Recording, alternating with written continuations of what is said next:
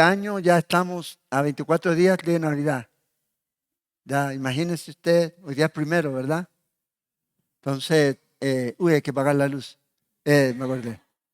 Eh, Se viene Navidad y vamos a tener algunas actividades ya durante estudios especiales y hay un día en donde vamos a tener una chocolatada, ¿ya? Donde vamos a compartir y vamos a estar aquí. Así que si no se va de vacaciones y no me quiere llevar, puede venir. Eh, eh, Ahí vamos a ir dándoles la información de las actividades que vamos a tener durante este fin de año. Imagínense, fin de año. Hasta ahora Dios ha sido bueno con nosotros y yo creo que podemos estar seguros que va a seguir siendo lo que queda del año y lo que quede del resto de nuestra vida. Bueno, si tiene su Biblia y usted la tiene ahí, puede abrirla en el capítulo 15 de Mateo. Vamos a continuar con nuestro estudio del Evangelio de Mateo, donde quedó la semana pasada Daniel. Vamos a retomar ahí de versículo 10. Si alguien necesita Biblia, ahí todavía creo que quedan unas Biblias en la mesa, puede levantar la mano, ¿ya? Y ahí una de las personas ahí que está en la mesita se las va a traer, prestadas obviamente. Capítulo 15 de Mateo. Vamos en nuestro viaje a través de este evangelio y yo creo que es interesante porque cuando uno va en orden, nos ayuda a darnos contexto en lo que está, en lo que está hablando. Y lo que viene aquí del versículo 10 está en contexto de lo que el Señor había dicho ya antes. Ahora, aquí hay algo que yo creo que a veces puede ocurrir. Yo no sé si ustedes han tenido la oportunidad de ver o escuchar a personas que tienen una imagen a veces falsa de Jesús, una imagen un poquito distorsionada en su mente. ¿Ya? A veces una imagen, y no digo que esté mal, pero a veces una imagen de escuela dominical nada más. ¿Ya? ¿Y cuál es la imagen a veces de la escuela dominical que uno puede ver ahí? Un Dios, un Jesús compasivo, gentil, amable, amoroso. Pero en realidad nosotros podemos ver que esa imagen es incompleta.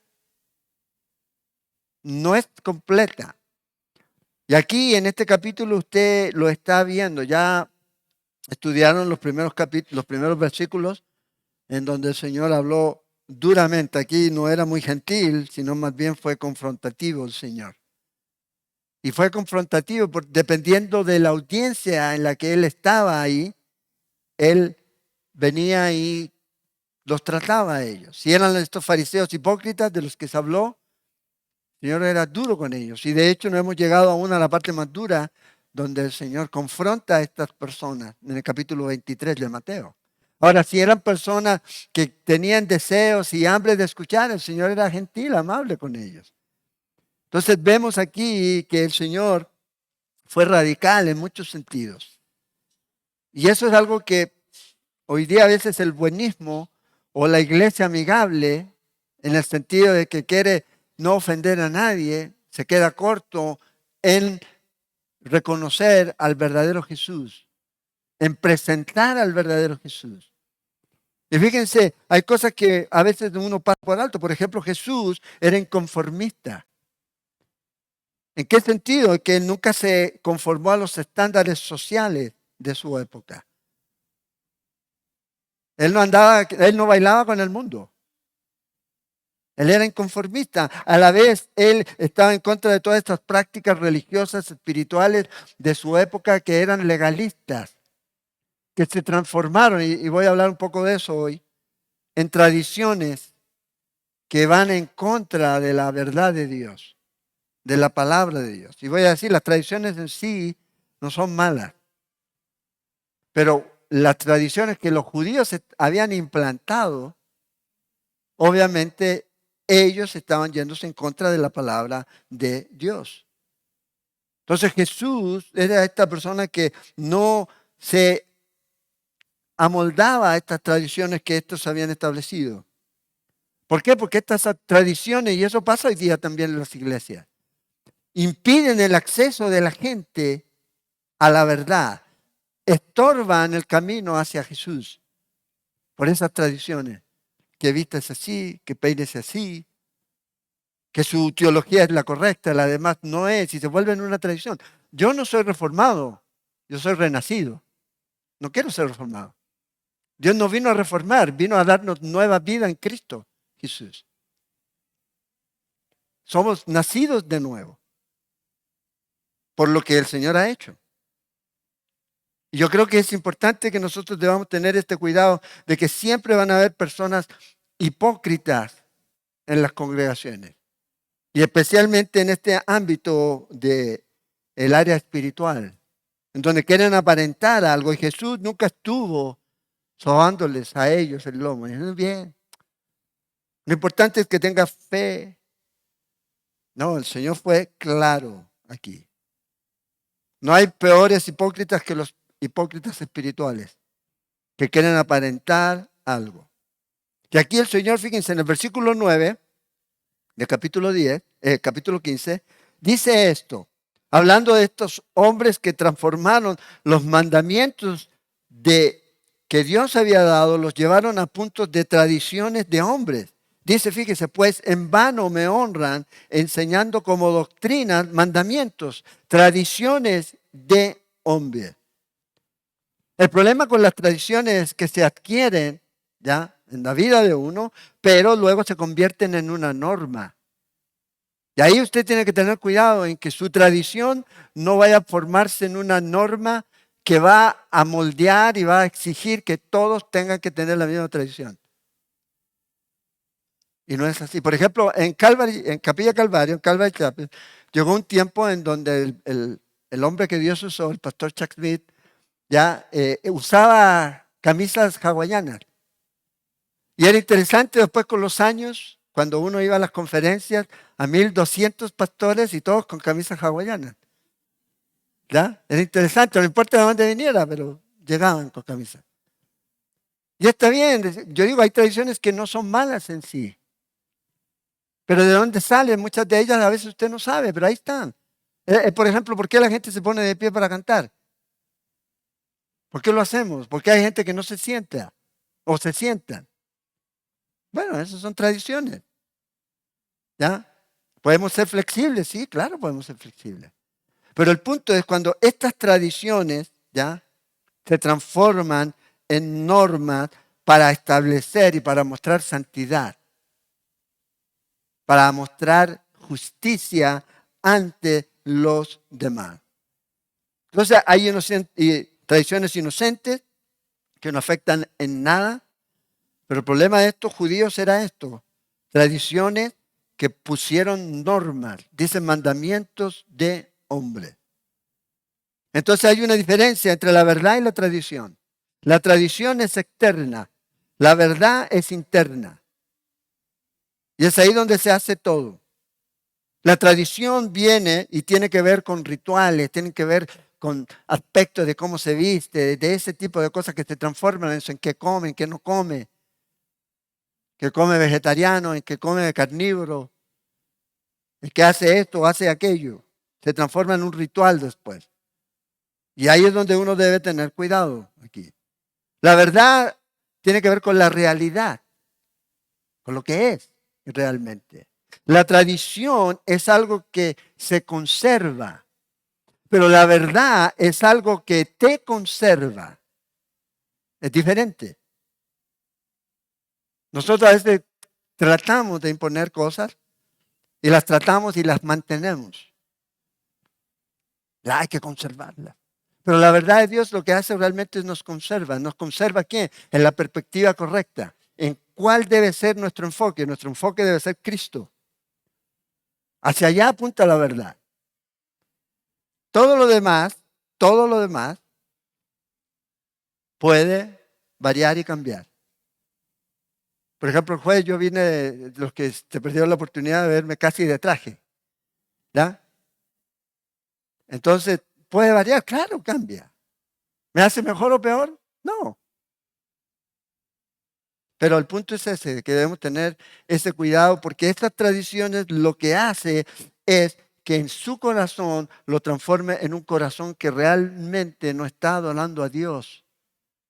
Fíjese lo que dice en el verso que está antes, en el verso 8. Este pueblo de labios me honra. La tradición va a llevar a la gente a una falsa espiritualidad.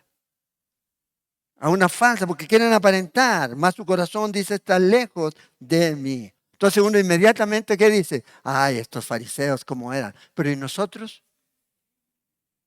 Fíjese, aquí está diciendo que esta gente sirve a Dios y alaba a Dios solo de labios. Y nosotros a veces nos puede estar pasando eso. ¿Cuántas veces cantamos? Ya por ahora estábamos cantando, no vuelvo atrás, no vuelvo atrás.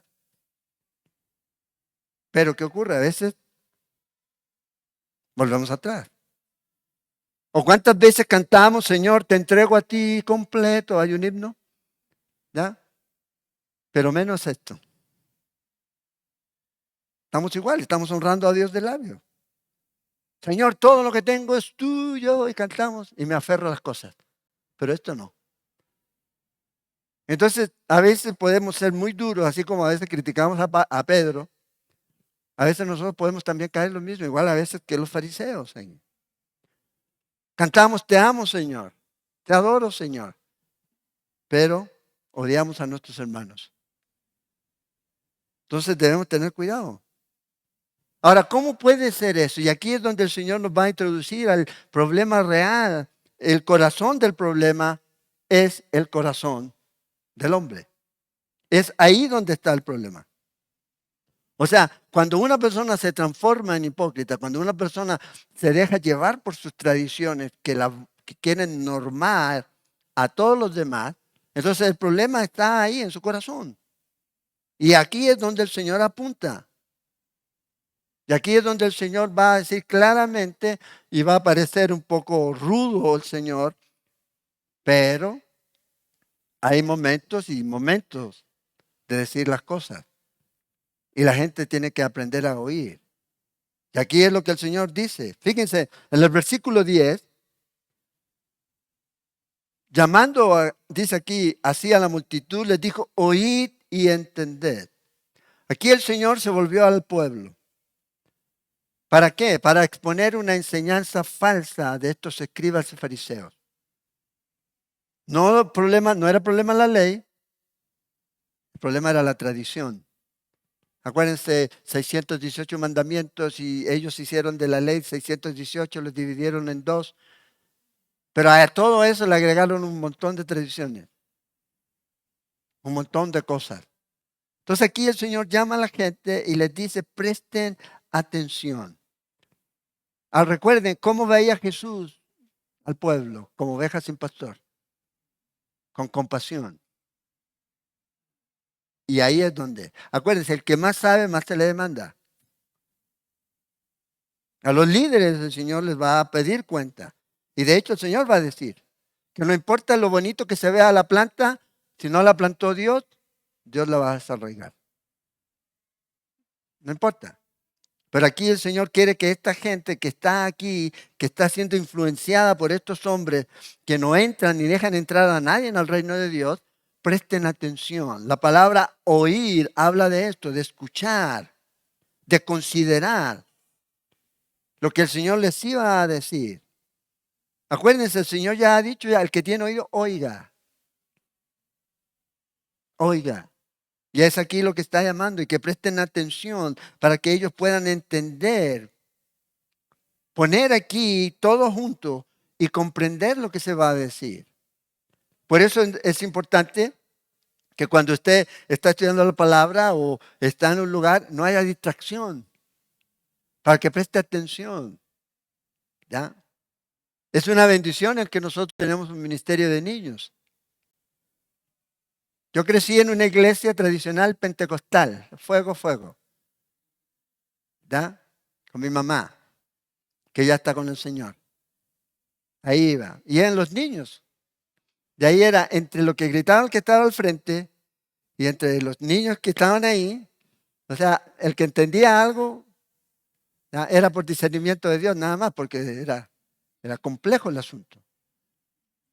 Pero es importante que pueda la gente tener ese momento en donde va a estar atendiendo. ya sea ya en lo congregacional o en su forma personal. ¿Ya? En su forma, yo leo la Biblia, está leyendo la Biblia y está viendo TikTok. Sí. No está prestando atención. Entonces el Señor quiere que preste atención. Las palabras que el Señor va a decir aquí tienen un gran valor y gran importancia cada vez que el Señor nos habla. Por eso cuando alguien dice que ya no necesitamos la Biblia, yo digo, qué falso, qué falso. Y hay muchos cristianos que le dan like a ese hombre. No de aquí, ¿verdad? Porque yo no los ando persiguiendo. Pero ese es el problema. Fíjese lo que dice el Señor. Y esto es lo que el Señor expone públicamente. Esto es lo que el Señor dice. Esto es lo que están enseñando los escribas, pero en realidad no es. Están equivocados. Y eso debe ser lo mismo. Si el Señor nos dice esto, deje de debatir sobre eso.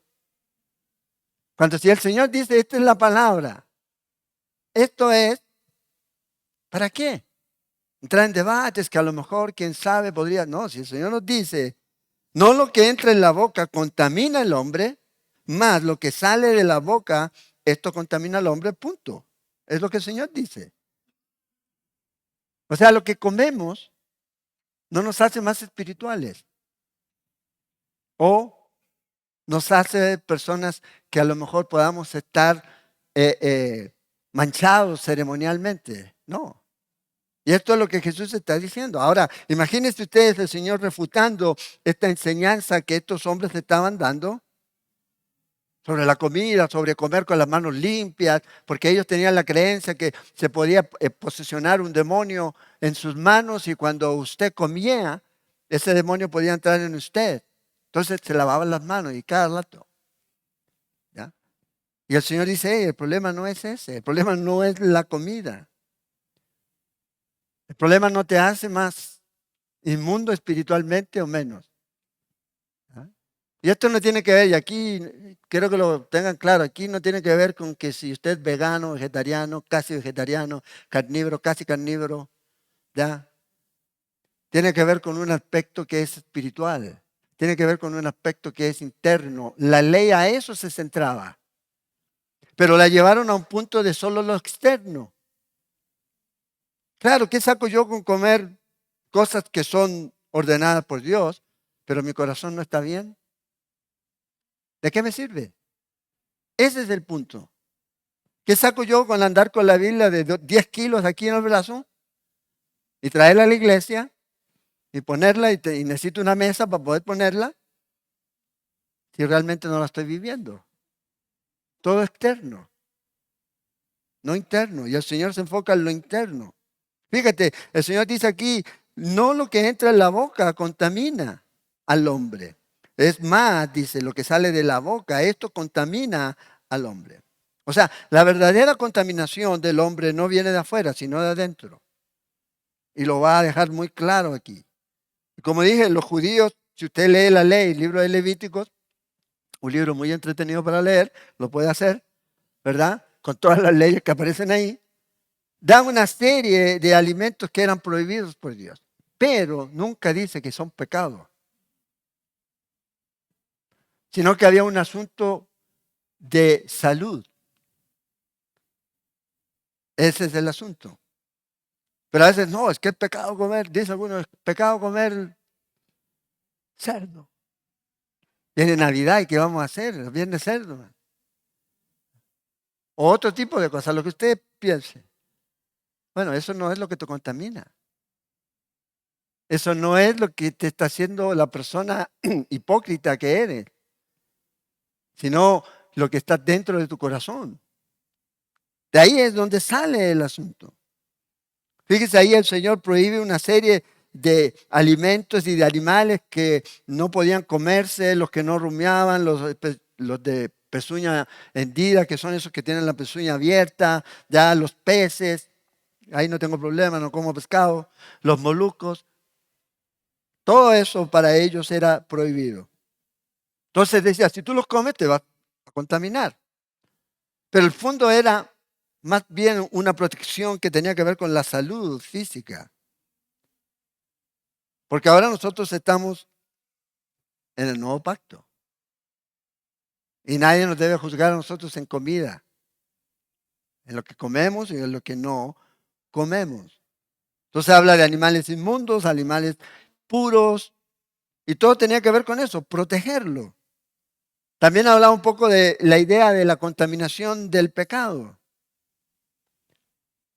Pero otra vez, el Señor no dice que eso era algo pecaminoso, sino que dice si los comen, se van a contaminar ceremonialmente. Entonces, usted lee ese libro de Levíticos, va a darse cuenta de una serie de normas que ellos tenían, pero también debe contextualizar en el tiempo donde estaban. No había la manipulación, no había los elementos que nosotros tenemos ahora para cocinar, ¿ya? Para cuidar, para criar, etcétera.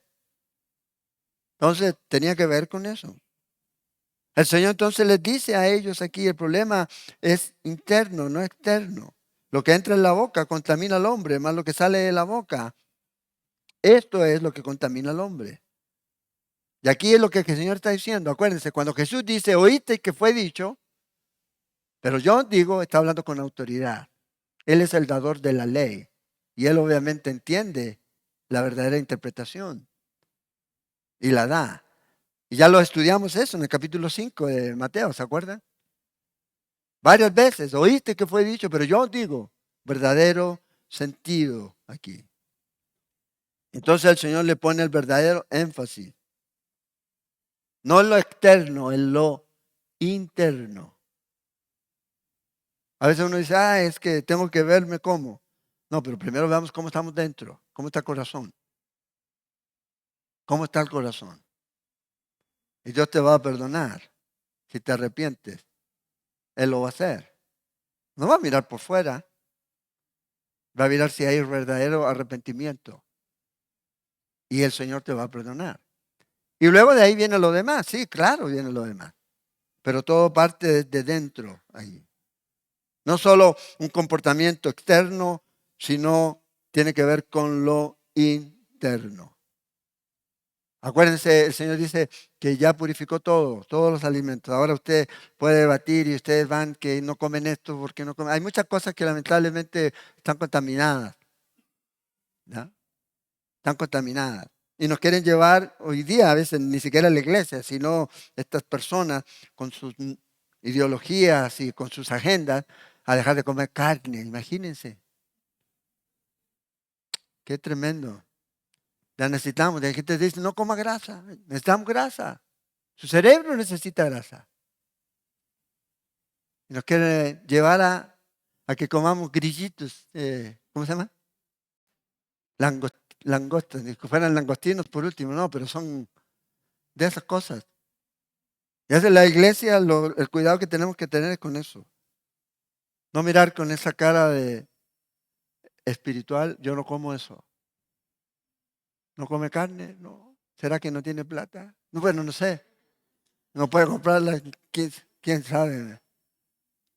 Pero no, de lo que pongan en la mesa, coma. ¿Ya? Lamentable, a veces a mí, hay cosas que yo no como. Solo 3 cosas que yo no como. Todo lo demás. Y en una oportunidad, sirviendo, estábamos en Colombia y me dan justo lo que no como. Señor, ayúdame. No le voy a decir que no. ¿Pero por qué? Por amor a ellos. Por amor a ellos. Para no ser de tropiezo para ellos. Me demoré como 5 horas en comerme eso, pero me lo comí. Mi esposa está de testigo. Ahí. Bueno, si está por ahí.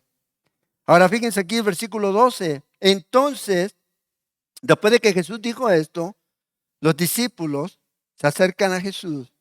Dice, entonces acercándose sus discípulos, le dijeron en algún tiempo, en algún momento, después de que habló a la multitud, cuando le dijo, hey, no es lo que entra, es lo que sale.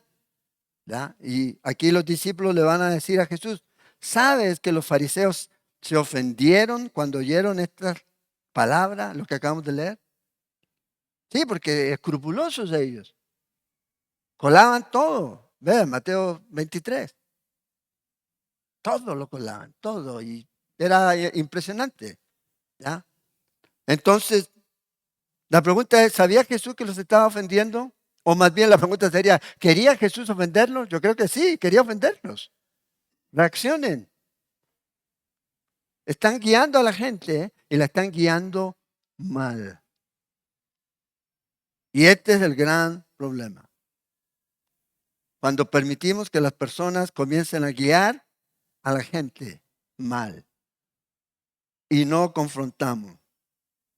Aquí lo que Jesús está haciendo es socavando y minando esta falsa enseñanza. Directamente aquí.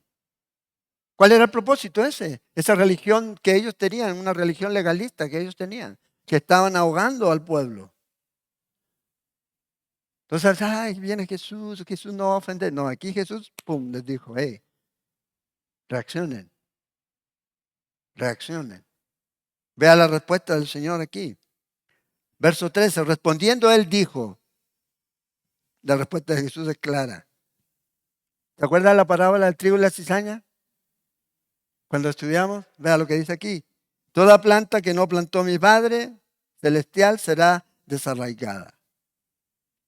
O sea, el Señor está diciendo, en otras palabras, ustedes, fariseos, no son planta de Dios, son cizaña. Es lo que el Señor está diciendo. ¿Qué representa el trigo? Los verdaderos creyentes. ¿Qué representa la cizaña? Son los falsos creyentes. Pero sonaban como sinceros los fariseos, sí, pero eran cizaña. Cizaña. Estaban guiando al pueblo de la manera equivocada. Y estas son marcas de los hipócritas. Yo sé que el domingo hablaron de los hipócritas, yo voy a hablar de otros hipócritas, ¿ya? No de los que estaban aquí el domingo, sino de otros hipócritas que están aquí mencionados, ¿ya? Y tiene que ver con esto. Fíjese, lo primero que dice aquí el Señor, cuando Él está hablando a ellos, ¿qué va a producir la verdad en los hipócritas? Ofensa. ¡Oh, me siento ofendido! La verdad los ofende. Lo primero aquí. Un hipócrita siempre se va a ofender de la verdad de las Escrituras. Más bien odia la verdad de las Escrituras. ¿Por qué? Porque las Escrituras es directa, es clara. Pero el problema es eso, ellos quieren que sea mucho, mucho, mucho más ambigua, más amplia, para ellos poder meter todo lo que ellos creen o les gustaría creer o les gustaría que fuera de esta o de aquella manera. Entonces aquí el Señor sencillamente lo que hace es esto. Les da la verdad y esta verdad los ofende. ¿Y por qué Jesús es tan directo con esto? Porque el Señor está viendo que estos líderes, estos maestros que son del pueblo de Israel, están engañando al pueblo. Están llevando al pueblo por el mal camino. Pero no solo eso, sino que están haciendo mercancía del pueblo, porque ellos se estaban enriqueciendo. Así que no debemos extrañarnos que lamentablemente hoy día en el péndulo cristiano, eclesiástico, de la iglesia, existen personas que engañan y se enriquecen. ¿Y qué vamos a hacer? Bueno, debemos exponerlos cuando sea el caso aquí. Vea lo que Jesús les dice luego a ellos en el capítulo 23, en el verso 13, hablando a estos fariseos, a estos escribas hipócritas, les dice, ¿por qué cerráis el reino de los cielos delante de los hombres? Pues ni entráis vosotros, ni dejáis entrar a los que están entrando. Es el gran, gran problema. Falsos líderes, falsos maestros, que están destinados, lo segundo, una característica de un hipócrita, está destinado al juicio. Va a ser desarraigado. Es lo que dice aquí. Dios lo va a desarraigar. Hoy día, cuando hablamos de esto, usted puede pensar en falsas doctrinas, los testigos de Jehová o los mormones, etcétera. Pero dentro del mundo cristiano, ¿ya? La cristiandad, hay falsos maestros. Hay un hombre que se dejó decir esto. Debemos olvidarnos de la palabra escrita. Wow. ¿Ya? Debemos olvidarnos de Cristo en la carne. Él dice que no es pastor, él dice que es predicador, pero está predicando. Dice, yo amo a Cristo, no al de los discípulos, sino al nuestro. O sea, claro, uno dice, suena interesante, pero es falso. Y debemos exponerlo. O sea, imagínate, la verdad de Dios, ¿dónde está? Aquí en la palabra de Dios. ¿Cómo sabemos qué es verdad y qué no? La revelación de Cristo. Juan 5:39 dice que usted debe escudriñar las escrituras porque ellas son las que dan testimonio de quién? De Jesús. ¿Cuál Jesús? El que predicaron los discípulos. En el que creyeron los discípulos. Entonces, lamentablemente hay gente que está haciéndole un flaco favor a la fe. Bueno, el juicio no tarda para ellos. Yo no los tengo que mandar al infierno. Dios se va a encargar de traer justo juicio. Fíjate, aquí el Señor está condenando tanto al pecador como al pecado. Las dos cosas aquí. Vea lo que dice en el verso 14. Déjalos. El Señor dice, a esta gente que cree este tipo de cosas, que anda enseñando falsa doctrina y falsas reglas y normas que van en contra de la palabra de Dios, déjalos en paz. Esto se puede traducir como, aléjate de ellos, no te mezcles con ellos, no estés cerca de estas personas. Especialmente aquellas personas que están constantemente degradando y denegando o denigrando la palabra de Dios. Debes dejarlo. Aléjate de este tipo. Aléjate de estos hipócritas. ¿Por qué razón? Fíjate, el verso 14 continúa ahí. Son ciegos, guías de ciegos. Y si el ciego guiare al ciego, ambos caerán en el hoyo. O sea, esta es la condición espiritual de estas personas. Creen que ven, pero no ven. Creen que la ven, creen que la saben, creen que la conocen, pero el Señor dice, ellos son ciegos. Ahora, uno no podría decir que los fariseos no conocían la ley, ni que no conocían el Antiguo Testamento. Ellos vivían para eso. Ellos, los escribas,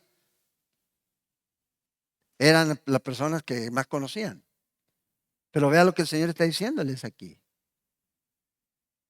Conocimiento a veces no necesariamente quiere decir que va a expresar la verdad.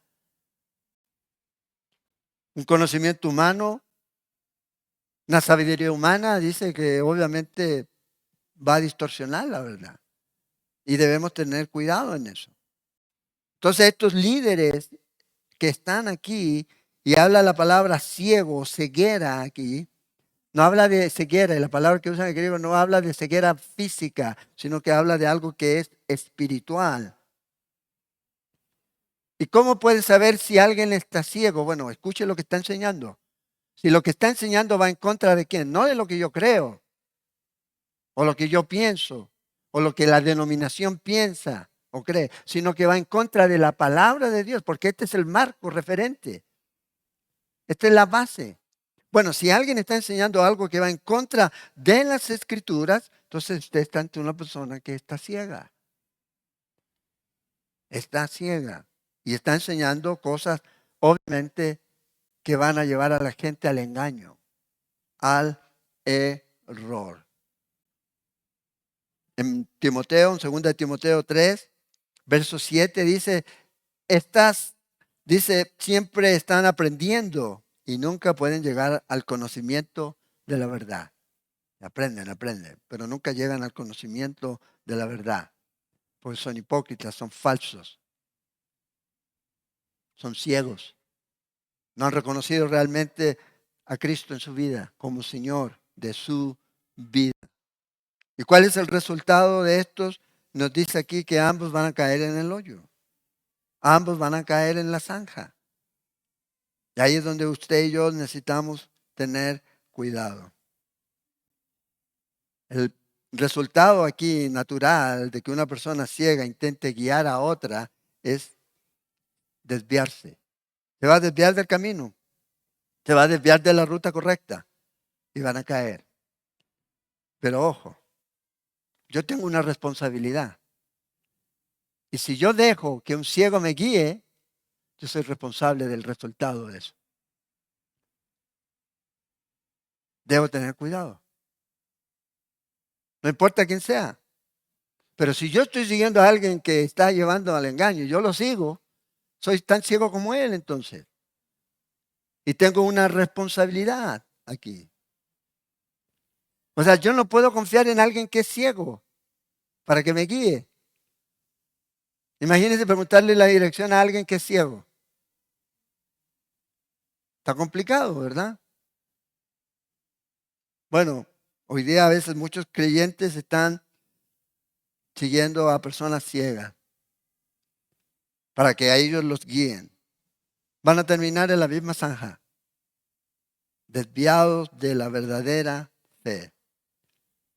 Recuerde, toda la escritura es inspirada por Dios. Ahí es donde encontramos la verdad. Ahí es donde encontramos la verdadera dirección para nuestra vida. O sea, ¿qué es el parámetro que yo debo usar para poder darme cuenta si alguien está en error o no? Es la palabra de Dios. Es la palabra de Dios. Por eso dice que la palabra de Dios que es útil. ¿Para qué? Para enseñar doctrina, para redarguir, para traer a convicción, para corregir, para instruir. No es una declaración de fe de una iglesia, que puede ser muy bíblica y muy buena, pero es la Biblia, es la palabra de Dios la que produce eso. ¿Por qué? Porque es inspirada por Dios, no comete error, no contiene error, ni nunca nos va a conducir al error. Entonces, claro, como creyente, yo necesito estar apegado a la palabra de Dios, porque en ella yo voy a encontrar todo lo necesario. En Hechos 17:11 nos habla de estos hermanos de Berea que dice que eran más nobles que los de Tesalónica. ¿Y cuál era la razón? Porque ellos escudriñaban, dice, cada día las escrituras para ver si estas cosas eran así. Es lo que ellos hacían. Entonces, ¿qué debo hacer yo? Volverme a la palabra. Escucho a alguien, no importa quién sea. Por eso es importante que usted viene y traiga su Biblia. Vea, anote, revise. Y tenemos el Espíritu Santo, que también nos enseña a cada uno de nosotros. Pero necesitamos estar, bueno, ¿de dónde yo? Bueno, ¿qué dice la Biblia? Alguien dijo, un consejo que no está fundado en oración y en la palabra de Dios es un mal consejo. Y debemos considerar eso. ¿Qué consejo le doy yo a alguien? Un consejo que está orado y que sale de la palabra de Dios, o un consejo que yo pienso, yo creo. Y ahí es donde uno tiene que siempre ir a la palabra de Dios. Entonces, dice versículo 15, hay que amar a Pedro, ¿verdad? Vean aquí. Y respondiendo Pedro le dijo, explícanos esta parábola. Tomó la iniciativa como de costumbre. ¿Ya? No lo critique. Él caminó por las aguas, usted no. Pero aquí le hace la pregunta. Señor, quiero entender, queremos entender un poco más. Y esto es lo que el Señor va a dar aquí. Ahora, fíjense, hasta este punto los discípulos llevan 2 años con Jesús, más o menos. Y en estos 2 años que han estado escuchando al Señor, habían cosas que no entendían. ¿Están en lo correcto? Sí. Pero ya habían cosas que ellos debieron haber entendido. ¿Y esto cómo sabemos? Por las respuestas que ellos dan a través de los evangelios. Respuestas correctas y a veces que no eran muy correctas. Entonces Jesús viene y les dice aquí, verso 16, Jesús le dijo, ¿también vosotros sois aún sin entendimiento? Y aquí el punto y este reclamo que les hace el Señor tiene verdadero sentido si ellos ya debieron haber captado algo. Porque si no era algo que ellos podían captar, el Señor está siendo injusto con ellos. Entonces, ¿qué quiere decir? que se esperaba que a esta altura, a estos 2 años, ellos ya deberían haber entendido algo. Y por eso, señores, ustedes también están aquí junto con todos estos que no entienden. Aquí el Señor no está siendo injusto al exigirles que entendieran. Y esto también en nuestra vida cristiana. Hay un punto en donde ya, otra vez, ¿cuántos años lleva? 30 años. ¿Y lo mismo? Hay que llegar a un punto en donde hay que entender. Y esto es lo que el Señor les dice a ellos. No entendéis, verso 17. Y aquí el Señor les va a enseñar otra vez, ¿ya? Sobre la comida. La comida no es lo que afecta, ni contamina, moral, ni ceremonial, ni espiritualmente a la gente. ¿No entendéis que todo lo que entra en la boca va al vientre? Muy práctico, Jesús. Un proceso, pasa al esófago, va bajo estómago. Todo lo demás, pum, pum, pum, lo que es de beneficio para el cuerpo, bien, y el desecho fuera. Esto es lo que el Señor está diciendo. ¿Ya? Eso es lo que el Señor les dice. Y es echado en la letrina. Y luego dice en el verso 18, pero lo que sale de la boca, y aquí está el problema. Del corazón sale. Y esto contamina al hombre. Lo que sale de aquí, de nuestra boca, es algo que ha estado aquí. De la abundancia del corazón, habla la boca. Entonces, el corazón, ¿ya? Esa es la fuente, ese es el centro, ¿ya? De la contaminación. Pero cuando hablamos de corazón, acuérdense, no estamos hablando del órgano, ¿ya? Que se está ahí en este momento, que a veces agita y todo. No, aquí estamos hablando de esto que el hombre, en el Antiguo Testamento ellos tenían este concepto, donde se centraba el elemento de voluntad, de decidir, de pensar. O sea, el hombre interior. A eso se refiere aquí. Ahí es donde salen los motivos del hombre, de lo que está dentro. Vea lo que dice Proverbios 23:7. Porque cuál es su pensamiento en su corazón, tal es él. Entonces el corazón para los judíos era donde usted piensa. A eso se refiere la Biblia. Ahí es donde se procesa todos estos pensamientos, los motivos, las intenciones, la voluntad. Todo eso tiene que ver con el corazón, con lo interno. Y eso es lo que dice aquí. ¿Por qué pensáis? El Señor les dice en Mateo 9, mal en vuestros corazones. ¿Corazón piensa? ¿No es aquí? No, el Señor está refiriendo a lo interno. Ahí es donde está el problema. En Génesis capítulo 6, verso 5, dice que los pensamientos del corazón de ellos eran de continuo al mal. Y aquí hay que hacer el paréntesis importante. Cuando Jeremías dice, engañoso es el corazón. No se está refiriendo a esto, se está refiriendo a los pensamientos que salen de nuestro interior. Por eso cuando la vez sigue tus sueños, sigue tu cuidado. Sigue tu corazón, le dicen. ¿Eh? Cuidado, ¿qué vas a seguir? ¿Qué vas a seguir? Engañoso es el corazón, dice, más que todas las cosas y perverso. ¿Quién lo conocerá? Dios. Dios. Entonces, aquí el problema está en lo que sale de nuestra boca. Es lo que viene desde adentro. Pero ahí es donde están los hipócritas. En donde llegan a un ambiente así bonito, religioso, espiritual, y hablan de, amén, feliz cumpleaños, hermano, Dios te bendiga.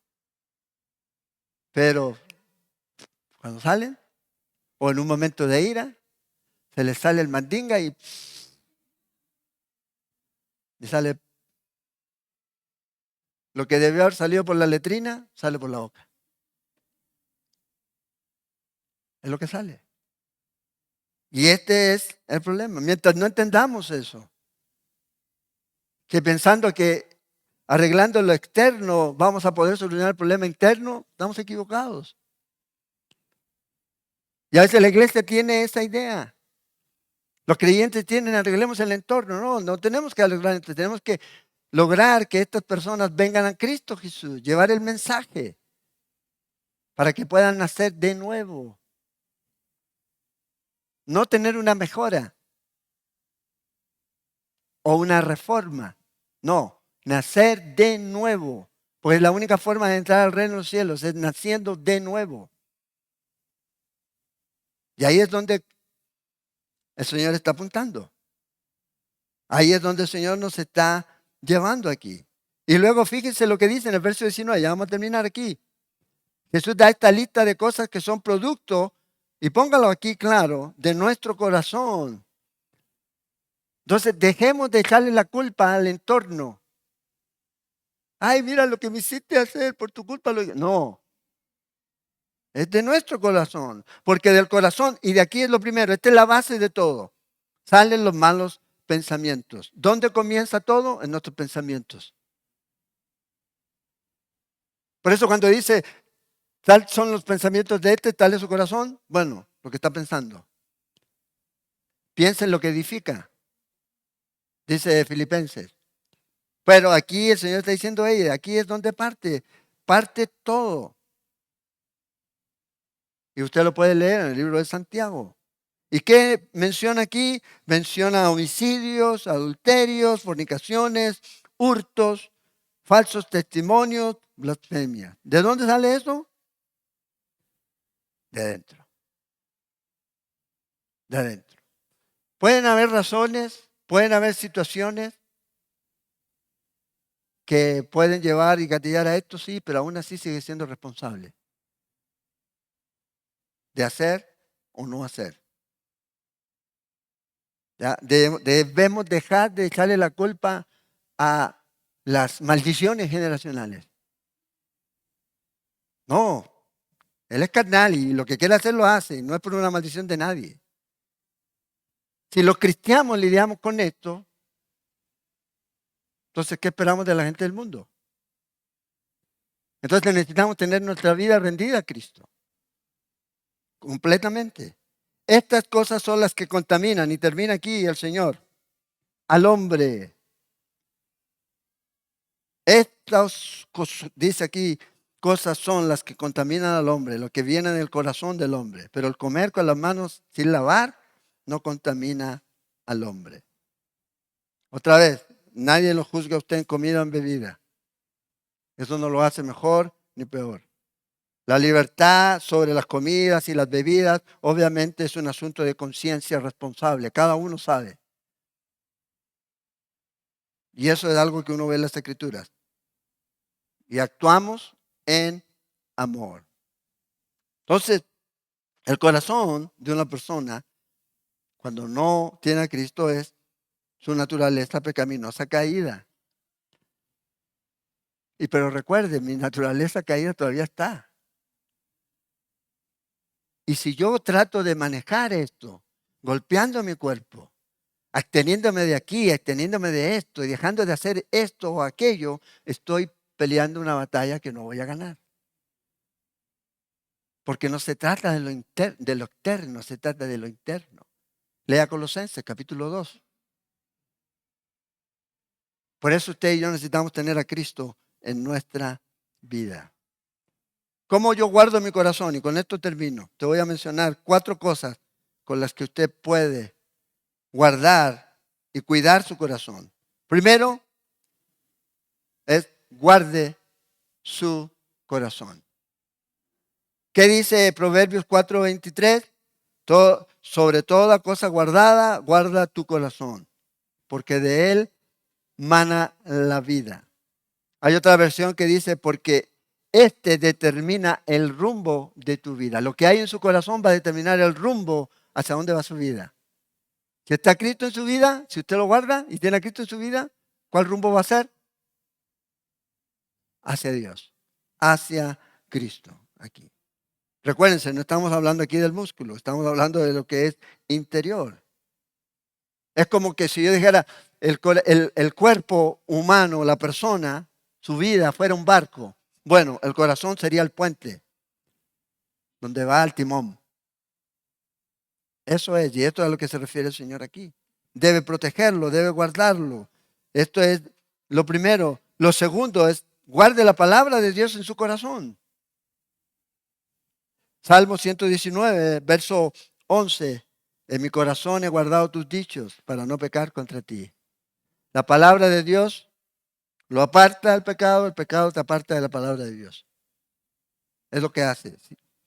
Es ese rayos X, ese bisturí que nos deja al descubierto. Tercero, rutinariamente o cada día pídale a Dios que examine su corazón. Salmista 139, en el Salmo 139, el salmista, versos 23 y 24 dice, examíname, oh Dios, conoce mi corazón.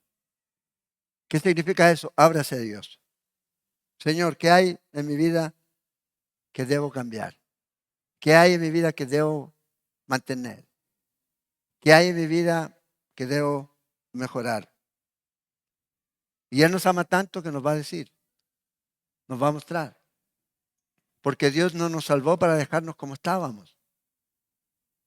Una salvación que no transforma no es salvación. Que nos lleva hacia una nueva creación. ¿Y cuál es esa nueva creación? Cristo en nosotros. Más como Él, menos de nosotros. Y por último, que esta es la base de las otras tres. Ama a Dios con todo tu corazón. De ahí vienen todo lo demás. Las otras tres van a encajar en la medida en que usted ame a Dios con todo su corazón, con toda su mente, con todas sus fuerzas, con todo lo que es. Y ahí va a poder encajar. Señor, examíname. Señor, he amado tu palabra. Señor, ayúdame a guardar mi vida para ti. Porque lo amamos. Es en respuesta a eso.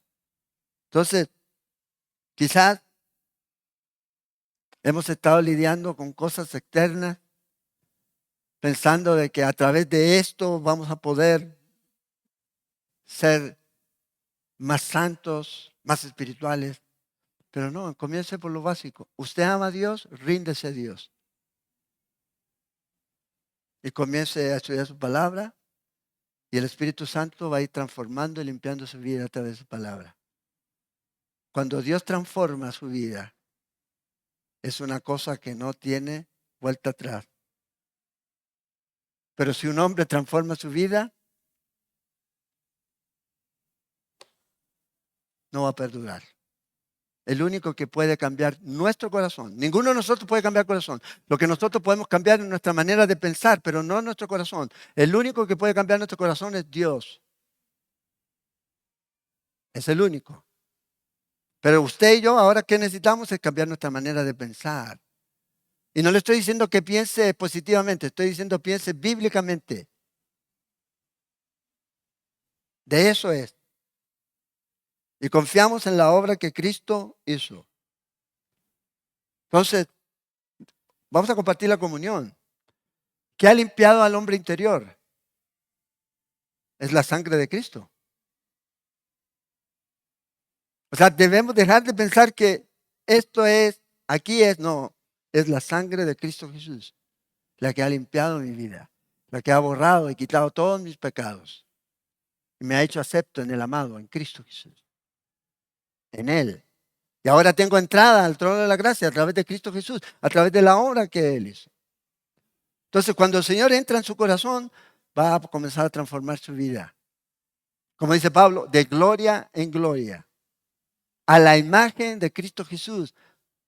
Ahí es donde vamos, ahí es donde apuntamos, es ahí a donde está la meta, a ser más como Cristo, a ser más como Cristo. Y Cristo no era esta persona ya que estaba preocupada. Oh, hermano, se hizo un tatuaje.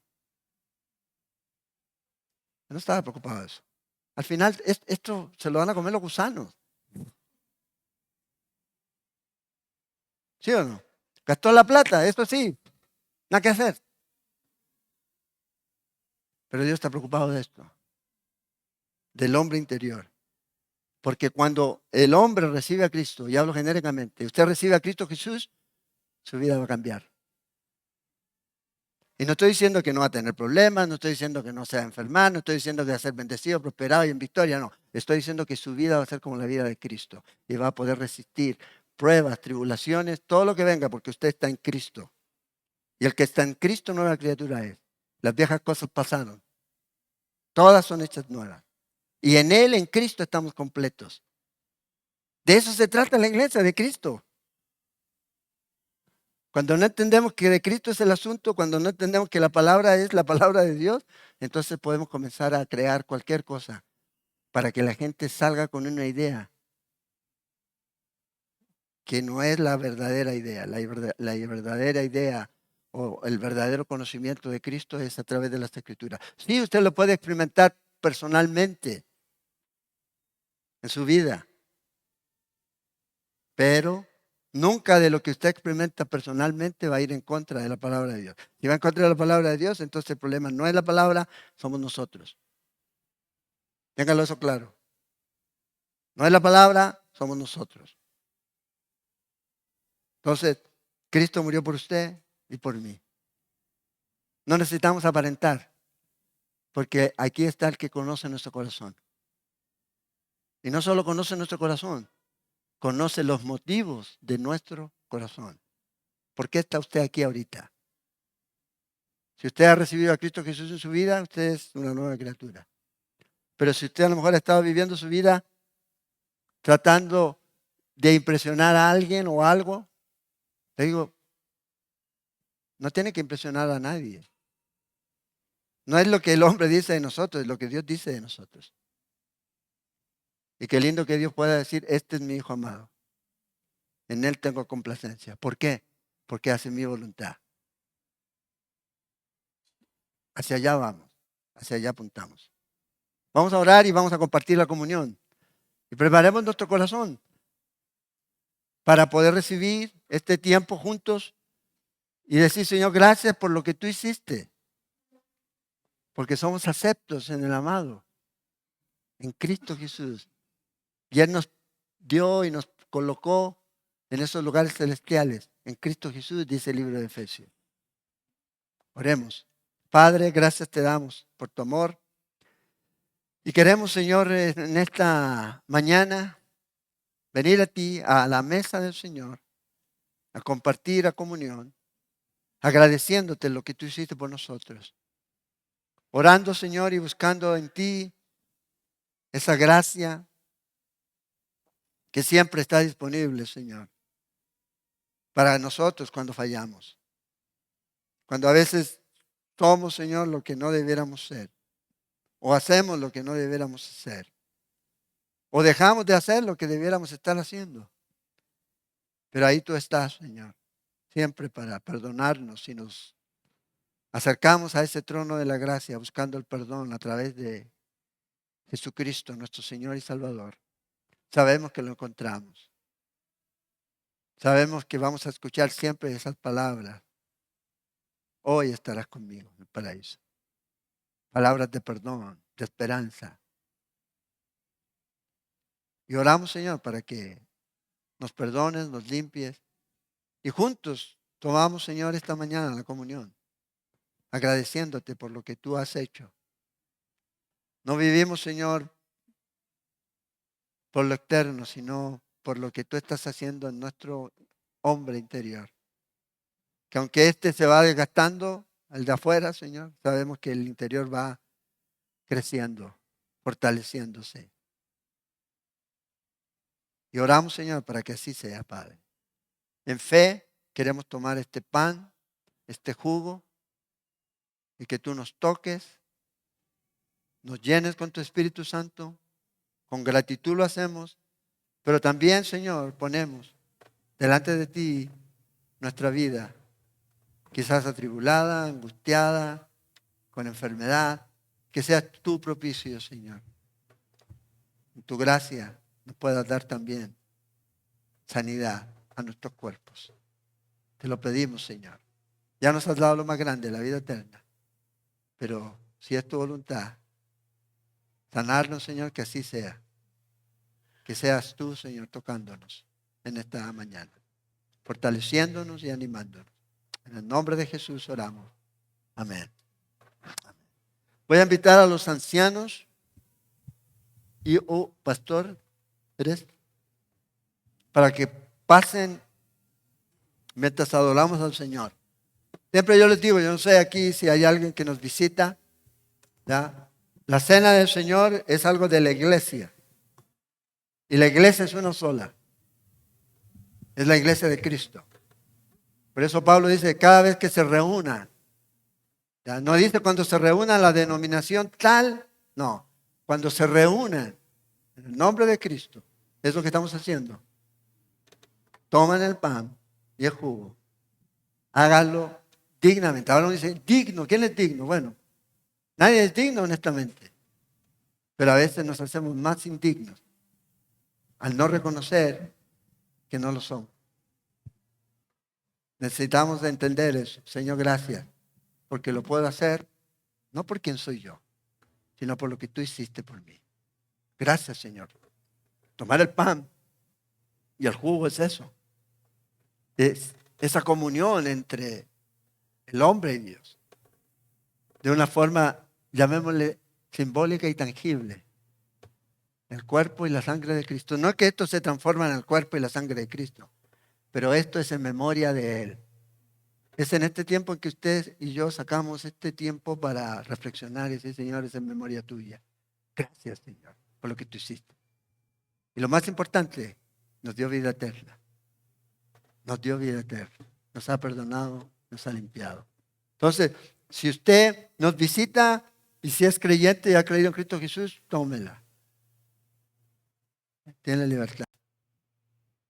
Tiene libertad. Y si hay alguien que dice, bueno, no me siento digno, arrepiéntase. No deje pasar esta oportunidad. Arrepiéntase. Diga, Señor, perdóname. Y que este sea un inicio en esta nueva comunión y relación con Cristo Jesús. Esa oportunidad que Dios te da. Si usted está aquí esta mañana es para eso. Dios te está dando una oportunidad esta mañana. Para enmendar tu vida. Y decir, Señor, como dicen por ahí los jóvenes, para las que sean. Ahí voy contigo, Señor. Porque contigo soy más que vencedor. Entonces, vamos a pasar. Usted toma una copita.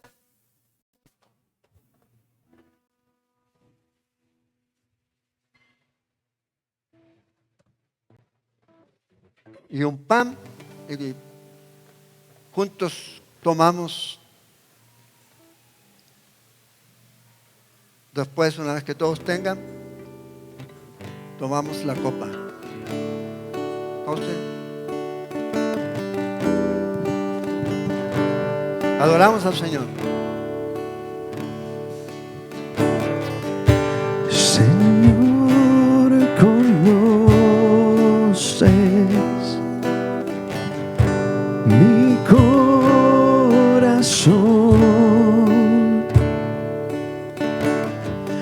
aun cuando te fallo, sé que me amas con tu presencia.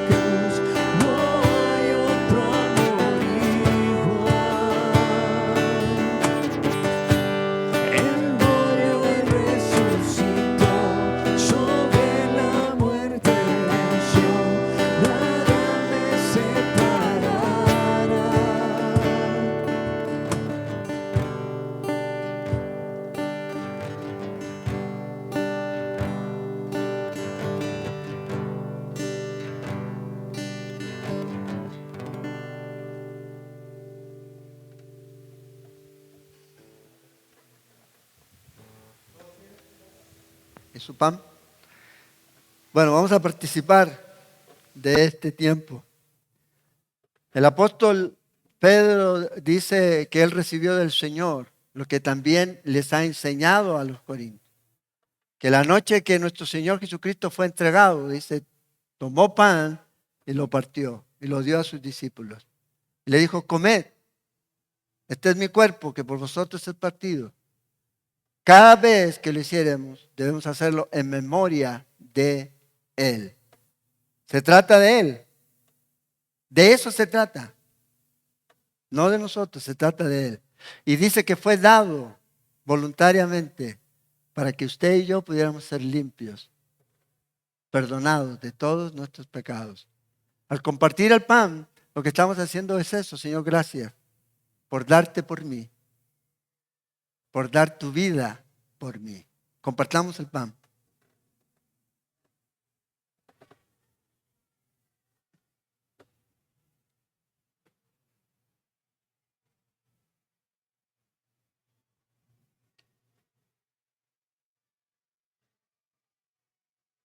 Después, dice, de haber cenado, se puso en pie el Señor y les dio la copa.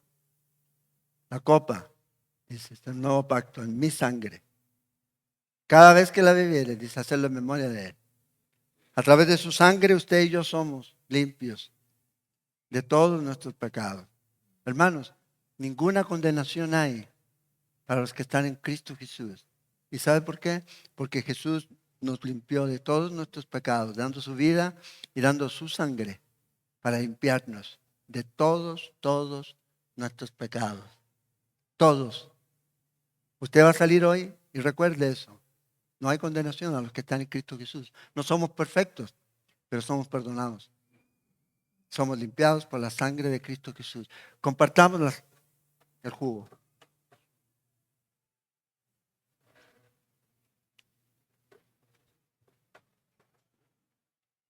Pablo dice, todas las veces que comiéramos este pan y bebiéramos esta copa, la muerte del Señor anunciamos hasta que Él venga. La esperanza es, un día vamos a estar con el Señor. Ese es nuestro anhelo. Ojalá fuera ahora. No más dolor, no más sufrimiento. Pero mientras estamos aquí, sigamos siendo sal y luz a este mundo que lo necesita. No a mí, es a Cristo que necesita. Más de Cristo, menos de nosotros. Padre, te damos gracias en esta mañana por poder compartir juntos como iglesia este tiempo, Señor. Y agradecerte por esa obra maravillosa, magnífica, tremenda. Una obra de amor que hiciste por nosotros al morir en nuestro lugar, al tomar el castigo de nuestra paz y llevarlo sobre tus hombros, al derramar tu sangre para limpiarnos de todos nuestros pecados, al ser herido y molido por nuestras rebeliones. Pero también, Señor, sabemos que por tus llagas hemos sido curados. No solamente espiritualmente, sino que tú también puedes sanarnos físicamente. Y en fe, Señor, tomamos esto en esta mañana.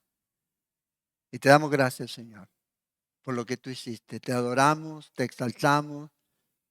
Solo tú eres digno, Señor, de ser alabado. Ninguno, nadie puede osar tomar esa gloria y esa alabanza que solo tú mereces, Señor.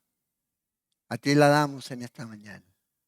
Recibe nuestra adoración, nuestra gratitud y nuestra alabanza.